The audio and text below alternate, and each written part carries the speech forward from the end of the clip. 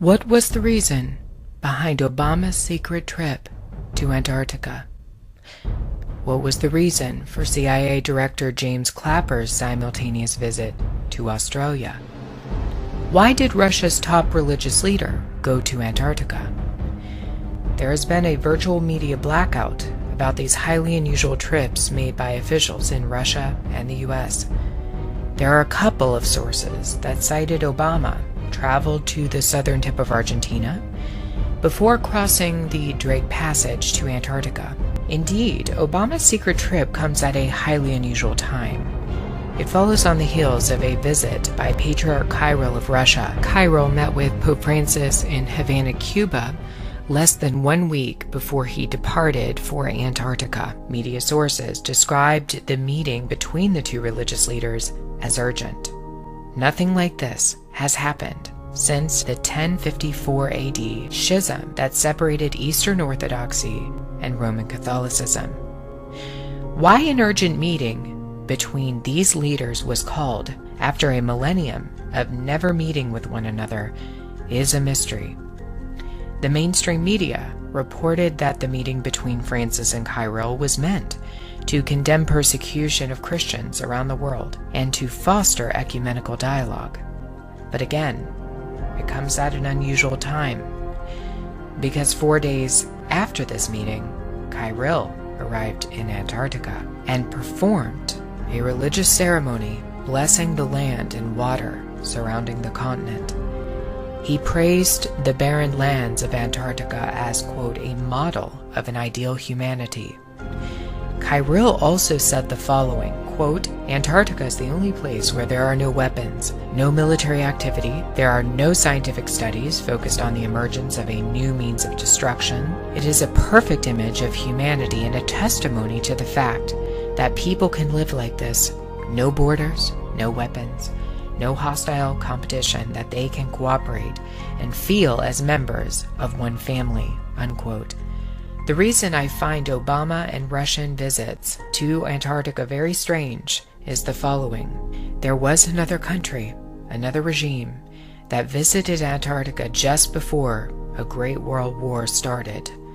The Nazis led an expedition of 33 members, including scientists, to Antarctica, just before the start of World War II in September 1939. Their expedition to New Swabia lasted from December 1938 to February 1939. It is known that the Nazis took thousands of photos using airplanes during this expedition. They also took reels of colored film, which was rare at the time and very expensive to produce.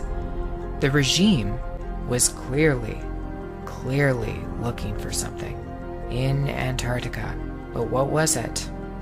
What were they there for? Two earlier expeditions to Antarctica by the Nazis were also very alarming. They were intent to map out the terrain of the continent using hot air balloons for aerial footage. The Nazis even attempted, during these two expeditions, to walk across the entire continent and map out its landscape. It's still unclear why they engaged in so much surveying. Let us go back to World War II and listen to an interview given by an American naval officer named Richard Byrd. Byrd was stationed and lived in Antarctica for some time. Byrd made astonishing claims about the continent, that it could be the key to a future controversy that would erupt between various countries, not merely regarding the issue of resources, that precious metals, mineral deposits, and even uranium have been found in Antarctica. No, Richard Byrd seems to suggest that something else was there. Admiral Byrd, you've been to both the North Pole and the South Pole. Is there any unexplored land left on this Earth that might appeal to adventurous young Americans? Yes, there is. And not up around the North Pole, because it's getting crowded up there now, because they find out it's really usable, not only to live in, but militarily. But strangely enough, there's left in the world today an area as big as the United States that's never been seen by a human being. And that's beyond the pole on the other side of the South Pole from Middle America. And I think it's quite astonishing that there should be an area as big as that unexplored. That's a tremendous So challenge. there's a lot of adventure left down at the bottom of the world. Admiral, an expedition to which I believe you're the advisor is now en route. What is that expedition doing? Well, that's the icebreaker Atka, and it's a reconnaissance expedition. It's going down to the South Pole area to make certain observations and to look for some bases. They will be back in April, and they will report back, and upon the information we get from that undertaking, we will base the bigger expedition that's to follow. Is that very definitely planned, or is that... That is being planned right now. So I'm willing to say to you that there will be a number of expeditions that will follow, I think, year after year. Richard Byrd verified that Antarctica wasn't about resources, but rather that the Nazis had established secret bases for some reason. Perhaps they were protecting something. Operation High Jump, coordinated by Byrd, which included US, Russian, Australian, and British forces, was meant to close in on the Nazis' strange operations in Antarctica. We'll return to Richard Byrd later on in this video. The logo for the Nazis' third expedition to Antarctica shows that they were interested in a particular portion of the continent called New Swabia. You can see on this emblem that there were lines drawn to bring your attention to an exact coordinate, ending on a particular target. Perhaps the Nazis were hiding a secret in plain sight, that they had located something. Were they pointing us, perhaps, to a hole that existed into the earth? A pathway into the center of a hollow earth. There is evidence to suggest that the Nazis believed in the hollow earth and held to an understanding that perhaps there was a passageway to the other side. While hollow earth is not a popular idea these days, it was during World War II. In fact, it was suggested that most of the top Nazi officials believed in a hollow earth concept. Many within Nazi pop culture also believed in a hollow earth, including German writer Karl Neupert. In the book called Between Science and Fiction, The Hollow Earth as Concept and Conceit, the author documents that Neupert began what appeared to be a cult following of hollow earth believers in Germany at the time. The idea was that the earth was shaped like an eyeball, a portal leading into it where the North Pole is located, and another portal leading into it where the South Pole is located. The inner portion of the earth is hollow. Likewise, the eye has an entry where blood is pumped into it, but the actual eye globe is hollow, filled with a substance called vitreous humor to protect it. Toward the end of the eye, a lens is located that resembles a mass of land in an ocean. At the center of this landmass is another hole, the pupil. The strange resemblance between hollow earth and a human eyeball is unmistakable. Antarctica was a point of entry into the very pupil of the earth. Interestingly, many Christians throughout history have held to a view of a hollow earth without realizing it. That's because for many centuries, Christians have viewed hell as a place underneath the crust of the earth, a place of fiery torment where condemned souls go. The Nazis, however, believe the opposite, that perhaps this place inside the earth was not for condemned souls, but a place where the master race, their ancestors, dwelled. Nazi belief in the location of the master race was based on a New Age theosophist who had a profound influence on their philosophy and esotericism. Helena Blavatsky suggested that inner earth was not the place of hell, but a place where the master race lived. Admiral Richard Byrd is arguably one of the most controversial voices on the subject of hollow earth. The truth is that Byrd organized a mission called Operation High Jump to stop Nazi ambitions in Antarctica even after World War II had ended. It was officially classified as a reconnaissance mission, yet several members of Operation High Jump died mysteriously. Admiral, you make Do we this sound a little crowded. Are there that many expeditions now there or en route there? Well, you know, as I said, it's the most peaceful place in the world, but I don't think it will be for long because of this intense interest on the part of other nations and this nation. This latest expedition now on the way is a government expedition, I take it. Yes, that's the government. I tell you one reason they're interested. It's by far the most valuable, important place left in the world for science. That's why the scientific groups all over the nation are really interested. But more important than that, it has to do with the future of the nation, those to come after us, or even during your lifetime. The United States was on a mission to find whatever the Nazis hid in Antarctica. Shortly after Operation High Jump was completed, the United States began to promote the idea that the Earth was a solid ball with maybe a small core of magma, no entry or exit into the inner Earth, no settlements or secret bases underground, no potential escape for the Nazis. This idea came into full force using the US's newly created NASA. Byrd, who had begun to speak out about Hollow Earth towards the end of his life, died approximately 1 year before NASA was launched by the US. Certainly, if this was merely a Nazi claim, with no other substantiating commentary or research, then we could just simply disregard it. But it is a fact that Hollow Earth maps have been drawn for centuries. Famous members of the Illuminati, including Edgar Allan Poe and Jules Verne, alluded to Hollow Earth in their writings, that there was a world underneath the crust that we stand on. One of the most striking affirmations that an opening to another world was identified was made by Richard Byrd himself. Byrd's diary was mysteriously published in 1990 by a company called Inner Light. In the 68-page publication, Byrd suggested that a land existed beyond the pole where he was stationed for many years around the time of World War II.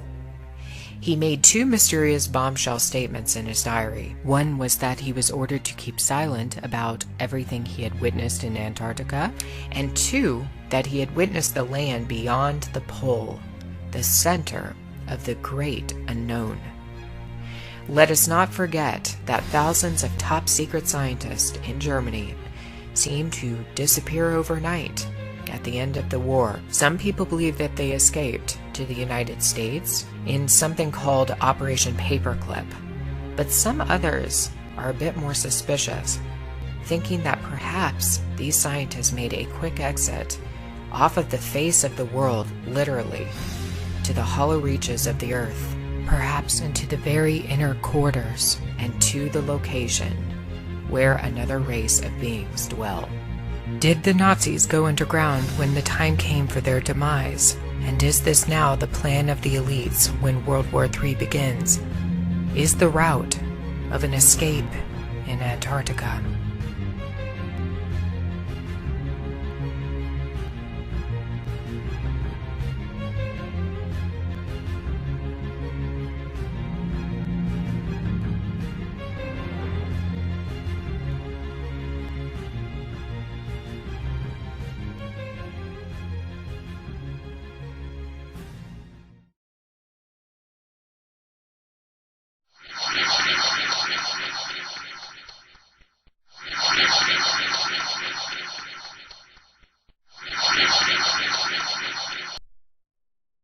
Please open mind. Discern this in all information. Researcher discovers a huge pyramid in Antarctica using satellite images, posted on ancient-code.com. According to Vicente Fuentes, a vivid researcher, there is in fact, at least, one pyramid hidden beneath the vast sheet of ice on Antarctica.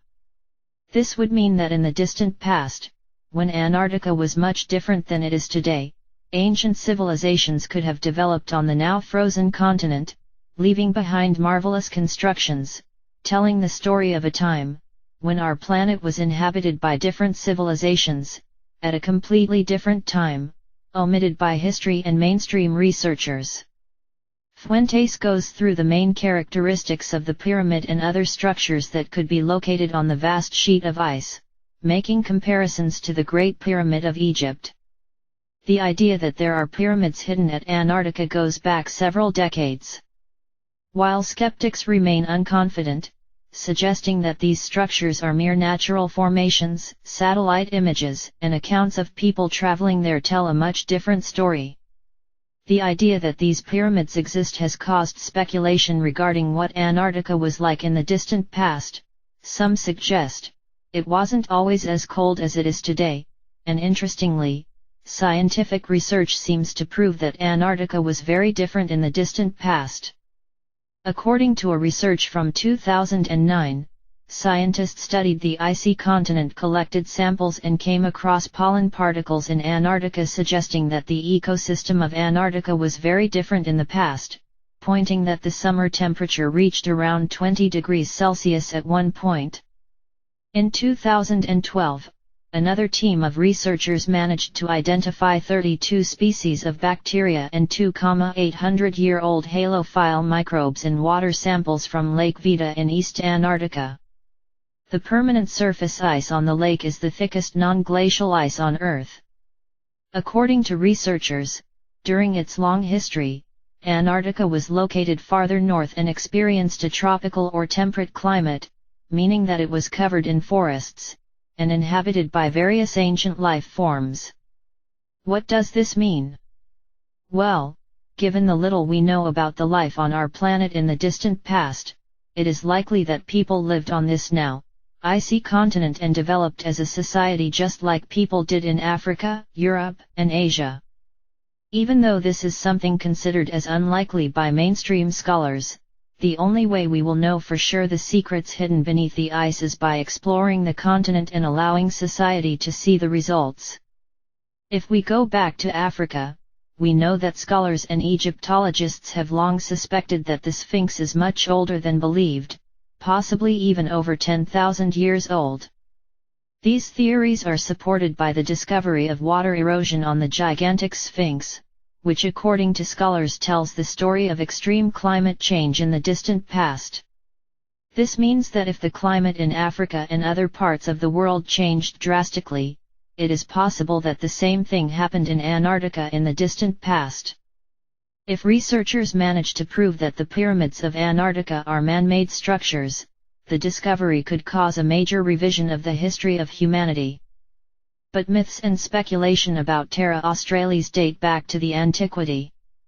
Around 350 BC, Aristotle wrote in his book, Meteorology, about the Antarctic region. Marinus of Tyre, a Greek geographer, cartographer, and mathematician, used the name in a world map of the 2nd century AD. People believed in the distant past that a landmass called Terra Australis existed, a giant continent located in the southern parts of the planet which was there to provide a balance for the northern lands of Europe, Asia, and North Africa. This idea existed since the times of Ptolemy, the 1st century AD. Thanks for listening and watching. Subscribe and share.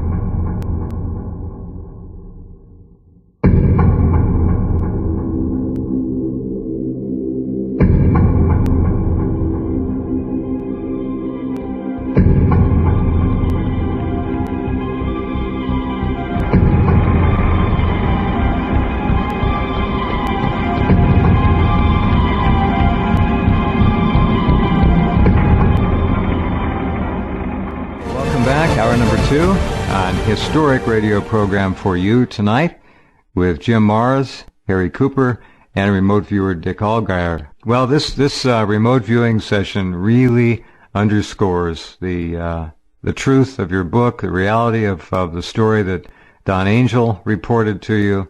He didn't want to take that with him, obviously, and giving it to you was just an extraordinary event. Jim, anything to pop in here? Well, for Harry, I'd like to say that I wish I had the time and money to accompany you to Antarctica, because I'd love to go down there and locate Agartha, the Shangri-La that they talked about, that they were preparing for the Führer. We are able. I think we are able to put this together extremely well. There's things I can't divulge right now. I'm going over to Europe again to next about 3-4 weeks from now. But in addition, one of our members, who's a wonderful, wonderful guy, retired Captain U.S. Navy. He was the executive officer on the submarine that was down there, and I just got an email from him about an hour before airtime. Talks about a warm water lake that they went into with the Senate, etc. So I have to go through it further, but it's just not all Harry Cooper doing this.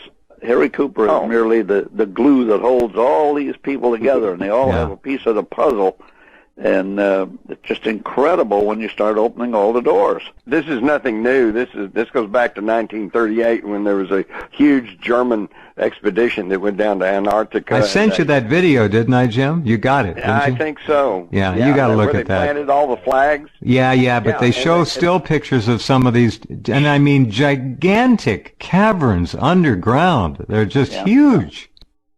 Well, bear in mind, I went to that island off of Rio, about 1,000 clicks out in the Atlantic, South Atlantic there, the island Trinidad, not to be confused with Trinidad.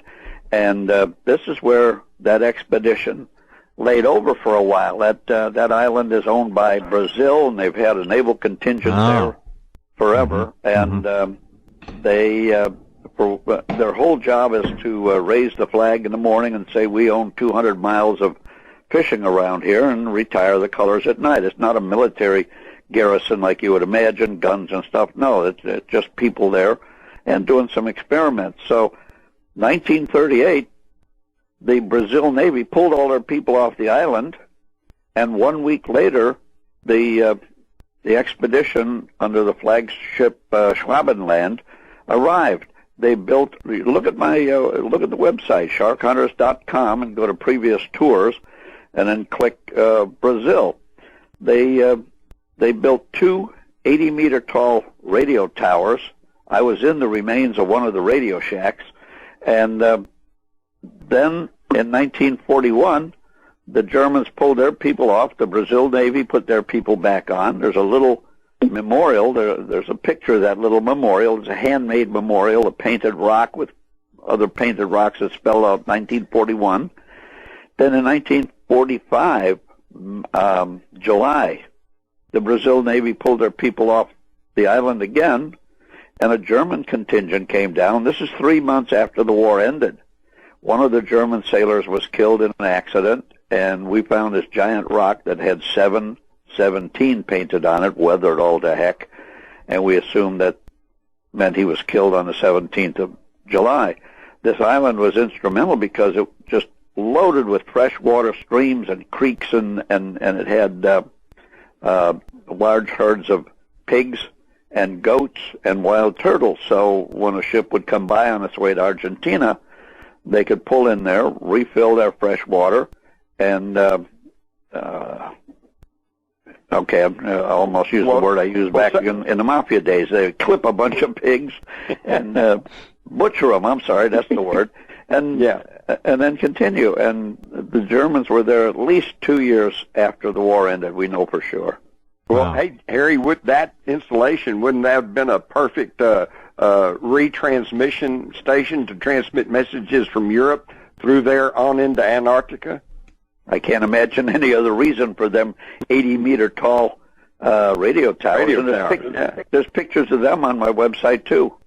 Yeah, we've seen when we've been on tour with Harry in the past on these expeditions, we've seen so many photographs, and they're all in the archives. You can find them all at sharkhunters.com too. Okay, let's jump over to Dick now and tell us what we're going to see on this really remarkable documentary production that I was very honored to be able to participate in. Well, we see me describing the death in the bunker, someone actually getting shot. But if you want to see what goes through a remote viewer's mind, you can watch that clip, and something is not right about it. I keep saying that it's an act. It's a drama. I got the sense that someone was really killed, but someone wasn't right about it. It was play acting. It was a real death, but it was there as a staged thing, which makes sense. I also perceived that there was a delegation came, there was some meeting, people met, some agreement was made, and a leader was told, the guy in charge was told, well, you're going to do this, and he wasn't happy about it. So here's my question for Harry Cooper and for Jim Mars. If we believe that Hitler was allowed to escape, was he allowed or was he given safe passage? Was technology transferred? Was there a formal agreement? How did this happen? Did he just scoot away without the Allies knowing it, and then they just agreed to not chase him? Or did a delegation go and they made a formal face-to-face agreement in the middle of the war? A trade for technology. Trade for technology. How did it work? Yeah. Yeah, how did they meet face to face? A TV journalist because you asked about 43 questions there in one question. According to Don Angel, Hitler and Eva Braun were forcibly drugged because Bormann wanted to keep the Reich alive, which he did, but he needed a figurehead. But once they got down to Argentina, he found he didn't need Hitler, so Hitler was just allowed to live out his life quietly in Bariloche, which incidentally has been visited by 4 different presidents, American presidents, during their presidency that we know of for sure: Eisenhower, Carter, Clinton, and just recently Mr. Potato. They might as well have gone to Antarctica. I mean, that's just out of the way. What's the reason that Eisenhower would have gone to Bariloche in 54 or 60, whenever he went? 1960. 60. Yeah. So, according to Don Angel, this is what happened. Now, we know that the only operating Ju-390, the big 6-engine, the one they called the truck, we know it was at the air base of Schweidnitz, which I think was on the border of Romania. It flew out, and it went to Norway, which was the only part of the German forces that had not been conquered, and they were just, the war was over, so they were just waiting for the Brits or the Americans or somebody to come and scoop them up, which took 3 months. And so the plane landed there. It was painted in Swedish Air Force colors, light blue, and it flew down nonstop. This thing had an incredible range. Flew down nonstop and landed on a road or on an estancia, a ranch in Uruguay, and was immediately disassembled and the parts all thrown away. When I was there just this past February, we were interviewing a lot of old people that lived there, Germans. I don't speak Spanish, but I get along fine with my German down there. And this lady was sitting there, older lady. She doesn't know anything. She heard about it. She doesn't know nothing. But no, there was no Nazis down here. And the lady had 3 swastikas tattooed on her forearm. So that's how he got down there. And then he went to live in Bariloche, which is a beautiful place. But we can go, we can use up another 2 whole hours on that. Yeah, on the cover of Harry's book is a color photograph of the beautiful home, Bavarian style, built by the Mercedes family in Bariloche that Hitler apparently lived in. And, yeah, we got to thank Jeff for helping design that cover. That story of Don Angel telling about being on the U-boat with Martin Bormann was one of the best stories I've ever read. I read that book, and that is just about being in that cramped, stinky U-boat, and Don Angel didn't like being in U-boats, and Martin Bormann was not a nice guy. There are just touches in there that you can just tell he's telling that it's a real story. There's so much detail. It's a great story. Yeah, he got along with Bormann as much as he had to, but like you say, Bormann was hard to get along with, and that one exchange where the captain of the U-boat got angry with Don Angel and gave him an ass chewing, and then Bormann stood him up and reminded him that if he insulted Don Angel again, it would be the same as insulting the leader of the Third Reich, which was Bormann at that time. And he said, do I need to remind you of the consequences of insulting the Fuhrer? Wow. Which I think meant Schutzki. Mm-hmm. Yeah, Quite a story. It was an interesting book to work on. I loved every minute of it, and the thing I like about it most, it's absolutely accurate, right on the button. Well, the scenario I can see that fits with everything we know, everything I know anyway, and with Dick's remote viewing, is that Dick, the sequence you talked about where somebody who obviously knew Hitler and came to him, and I don't think he used the term whisper in his ear, but he was there and they had a private conversation, and that was apparently kind of the turning point. That's why in your remote viewing, I think you turned to that. In my scenario, I would say that was Bormann, his chief of staff, who, had full access to him. In fact, that's how he got to be so powerful, is that acting as chief of staff, it was Bormann who could decide who talked to Hitler and who didn't, and what they told Hitler and what they didn't. And he was pretty well running the show, especially after the summer of 44. But I think it was Bormann who had made a deal at the highest levels of international banking and commerce, who then stepped to Hitler in a private conversation and said, Mein Führer, I'm sorry, but we're going to lose the war. And I think you need to start making preparations to leave. And Hitler probably said, no, I'm not going to do that. I'm going to go down with the ship.